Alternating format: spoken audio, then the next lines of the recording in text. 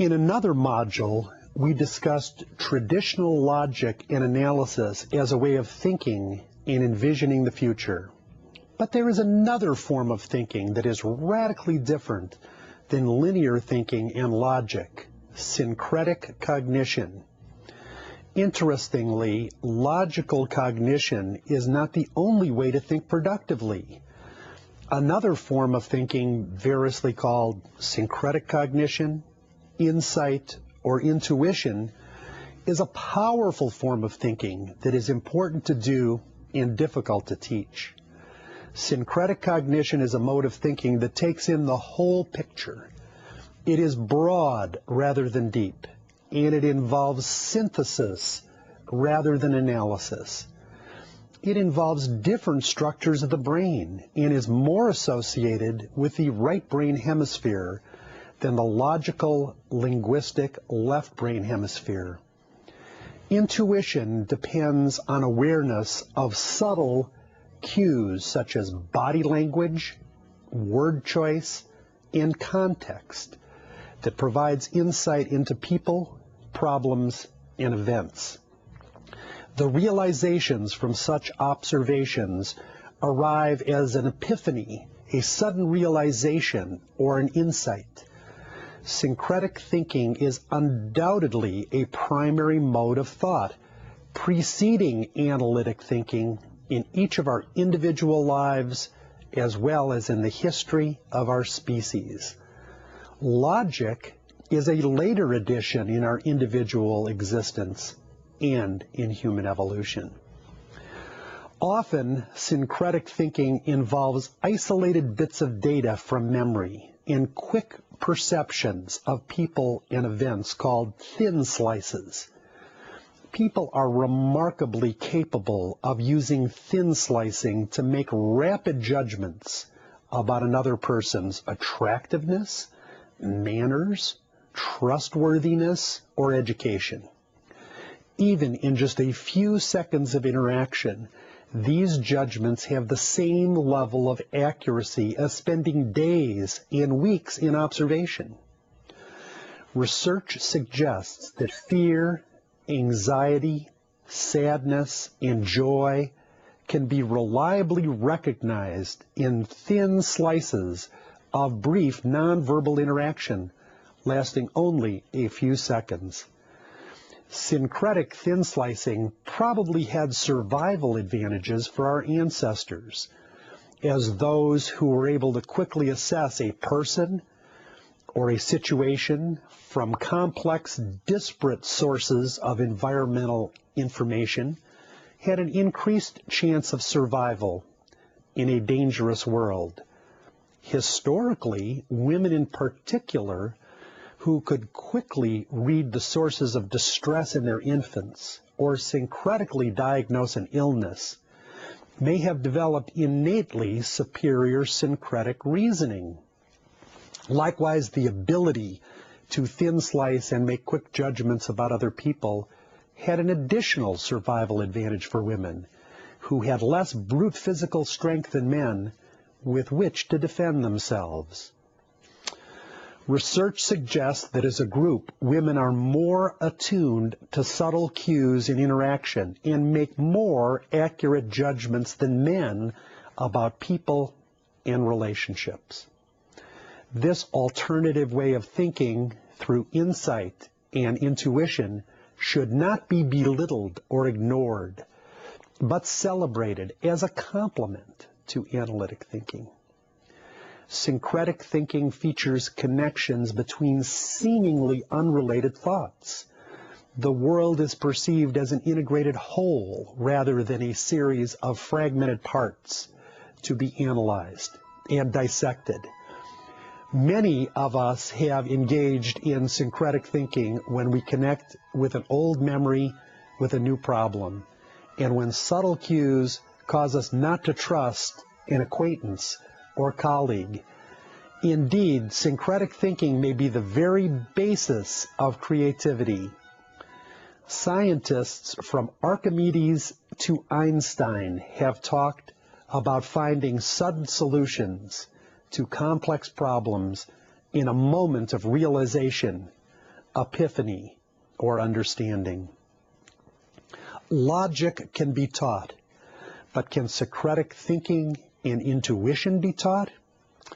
Certainly, some of the elements of intuition are well understood. Insight and intuition necessitates tuning into the small cues of everyday life, facial expression, body language, slips of the tongue, the situation, the weather, and all the subtleties of everyday life that are hard to perceive if our minds are too busy with all the details and disguised by noise. So tuning into these subtle cues of social interaction, the environment, and the situation are vital to syncretic thinking. Likewise, trusting your insights and intuitions are an important component of syncretic thinking. Finally, listening to people's intuitive judgments with an open mind is key. Some people have great intuitive powers. I trust the judgments of people in my life who have proven intuitive powers, and I overweight their judgments about politics, people, and business. Syncretic thinking should complement logic and analysis. Putting these two modes of thought against one another will diminish the power of both modes of thought. Let's now discuss the concept of knowledge entrepreneurs. Knowledge entrepreneurs are people who create value in the organization via innovation and knowledge integration. They utilize diverse sources of knowledge with the purpose of making advancements in the society, the economy, and the environment. But who are these people? What are their characteristics, preferences, and practices? Well, knowledge entrepreneurs are highly cosmopolitan and worldly. Knowledge entrepreneurs have traveled extensively and have networks that span their country and the world. Here is an easy test of whether a person is cosmopolitan or not. Check their email address book. If their address book contains numerous individuals from other organizations, states, and countries, they are cosmopolitan and have more extensive networks than ordinary folks. Huge media consumers. Knowledge entrepreneurs read multiple newspapers, websites, articles, and magazines each day. They send their friends links to articles, share newspaper clippings and articles, and receive such articles and links from their friends. They may watch the television news networks, CNN and C-SPAN, just for fun, and listen to news stations rather than music on the radio. They attend more conferences and workshops. They read voraciously. Their considerable information base makes them wellsprings of information and innovation. Pioneers and developers. Knowledge entrepreneurs may have applied for a patent, founded a company, created a concept, or made an important invention. Large companies often try to hire such individuals or buy their startups because they not only bring with them their knowledge, they may bring the hardware, experience, and business plan to hit the ground running. They are undeterred by failure. They may have had several unsuccessful businesses until they hit on a profitable idea. They tend to be adventurous and often inspiring to coworkers. Creative and innovative. Knowledge entrepreneurs are on the cutting edge of new developments. They tend to understand and try new practices and innovations before their colleagues even know about them. They are often from other places and other organizations and bring with them ideas that are unknown in your organization. Able to see creativity in others. Unlike some innovators, knowledge entrepreneurs are not lone wolves incapable of collaboration. They create synergies with other people in the organization, recognize and expand on good ideas, and collaborate well with others. Networked, both interpersonally and technologically. Knowledge entrepreneurs are connected to others, both locally within their organization and in business or professional organizations, nationally and internationally. They have broad networks of people with weak ties to one another, giving them a reach far beyond most of their associates. May not be traditional entrepreneurs. Many knowledge entrepreneurs are not business people. They are into ideas, innovations, and information for its own sake. Thus, collaboration with people with business acumen or political savvy may be necessary to bring their ideas to market or fruition. Knowledge entrepreneurs are particularly valuable in educational institutions, political movements, nonprofit organizations, health campaigns, and research organizations. Discerning about informational value. Rather than absorbing and embracing every new idea, knowledge entrepreneurs are able to digest large quantities of information and determine its importance. Such knowledge entrepreneurs may already exist within your organization and could be a vast, untapped source of innovation. Good presidents, managers, deans, directors, and leaders of all types should spend a significant portion of their time identifying, interacting with, and promoting knowledge entrepreneurs within their organizations. This skill or competence, that is, the ability to find and utilize knowledge entrepreneurs, may in fact be the most important attribute of a good leader with results. Similarly, in the employment and staffing process, it is important to identify and hire high-quality knowledge entrepreneurs. Unfortunately, human resources staffing is a low-status function in many organizations compared to business development, finance, or management. This should not be the case. An organization without the ability to identify and employ the best talent is not likely to compete well with other organizations. The hiring and interviewing process should not be considered perfunctory and routine, but rather an active and challenging search for the best talent available globally. Interviewers and staffing specialists should be trained to look for the qualities found in knowledge entrepreneurs, especially in positions in business development, research, innovation, investment, or production functions. Finally, it is important to employ independent consultants who are knowledge entrepreneurs. Although some consultants are charlatans and many are overpaid, most consultants can be incredibly valuable part-time knowledge entrepreneurs. Guest speakers, business consultants, executive coaches, colloquium speakers, and workshop presenters are vital to any organization. But do your research on your consultants. Invite people with strong credentials and a proven track record. It is also important that all knowledge workers and knowledge entrepreneurs in particular have access to libraries, information to facilitate their activities. Unfortunately, many organizations have little access to research laboratories, universities, and libraries that may be located far away.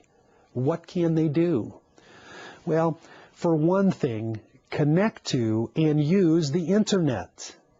In the past, only the largest universities, companies, law firms, and government agencies had access to world-class libraries and the knowledge that they contain. Today, technology has leveled the playing field. Today, the internet puts a library at your fingertips larger than the biggest university library. But be careful of the internet. It contains more bogus information than valid information. The key is to look at the source. Valid, scholarly, refereed research is best and can easily be obtained through the web of knowledge, Medline, Google Scholar, or many other excellent search engines. Accessing published research is the gold standard of human knowledge. Published articles are reviewed carefully by experts in the field, are competitively and anonymously selected, undergo a long and careful review process, and represent the state-of-the-art of human knowledge. Going to such published research sites should be the first place to go for knowledge and foresight. Select university websites and reputable commercial sites like WebMD, and they're very valuable and useful. The internet is a vast source of information, and with the right subscriptions to specialized search engines, constitutes an electronic library of the first order. Every innovation need not be reinvented. It is important for organizations to adopt industry best practices, which would constitute a major innovation for most institutions. This requires internationalization. Any historian can tell you that isolation leads to the demise of a civilization. Humans are borrowers. The great majority of everything we know, we learn from others, from parents, from teachers, friends, or the media. Compared with borrowed thoughts, original thoughts are relatively rare. Most of us drive an automobile, but could never have invented one or built one from scratch. Most of us could recognize a map of South America, but never could have created one from experience.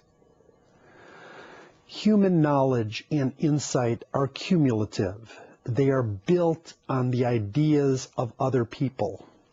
This principle exists at the cultural level as well as the individual level.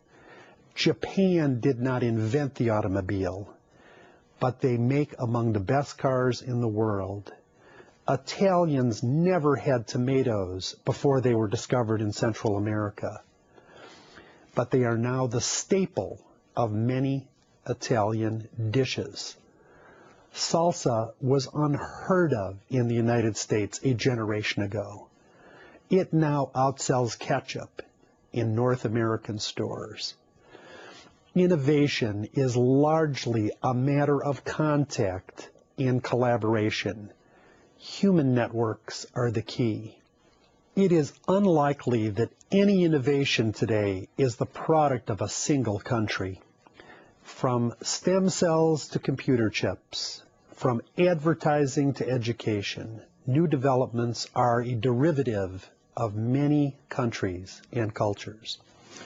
This video conference, which is being received in various countries via satellite and the internet, and of course the many other programs produced and transmitted globally throughout the years by ITC, are now available at its website, www.itcsandiego.com, are examples of the international and global nature of knowledge sharing and learning.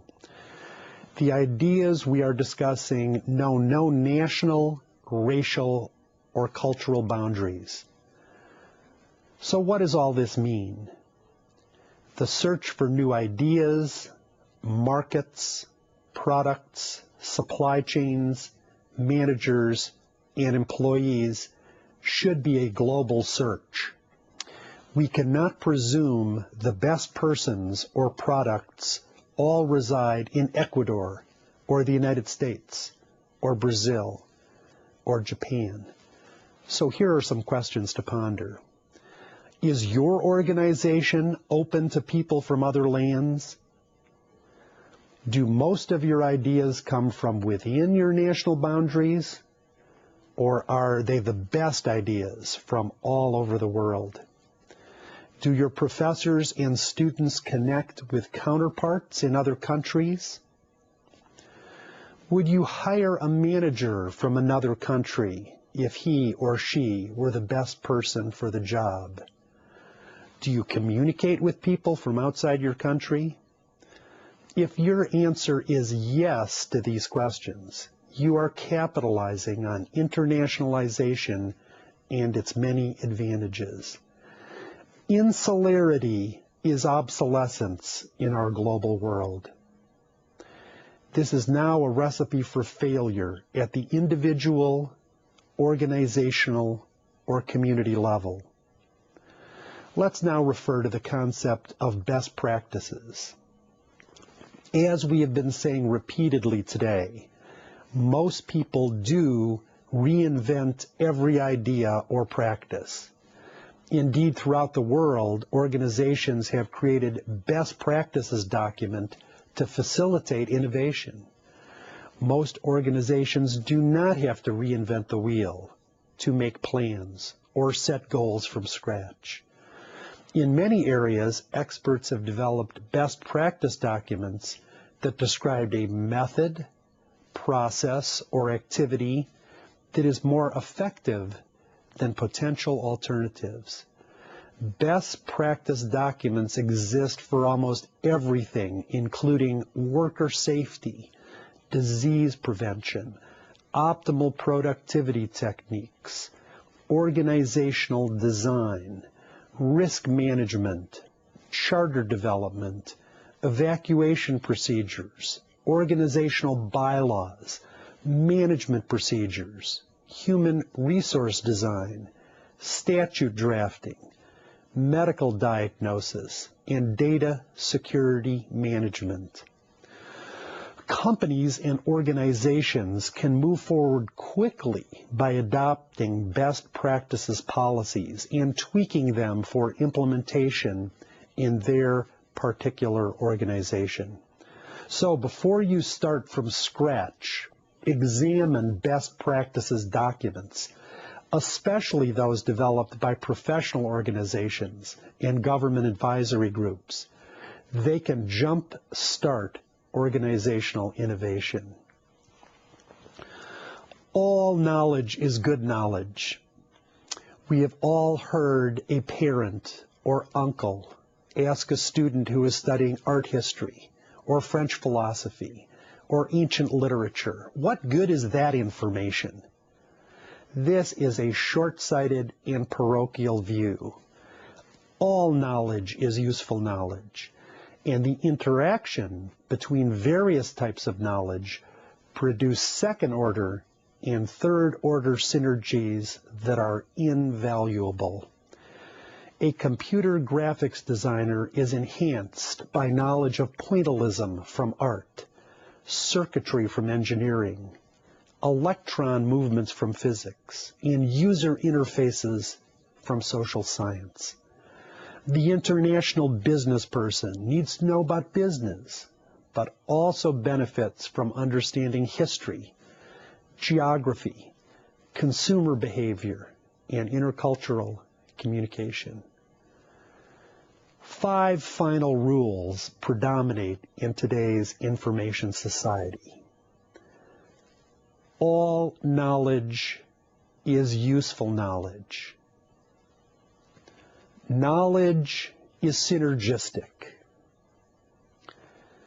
Knowledge will be useful in surprising and unpredictable ways. Knowledge is expanding exponentially, and all organizations should be knowledge organizations. The age of improvisation and traditional thinking is behind us. The constantly changing world we now live in mandates that we leverage knowledge to generate value and pursue the achievement of performance excellence in everything we do. Developing our capacity for foresight and intuition will go a long way toward better visioning, planning, and execution of our strategies, tactics, and programs, with a more networked and global perspective of our opportunities and aspirations. Let's all become knowledge entrepreneurs. This will make us better networked citizens of the world. Thank you.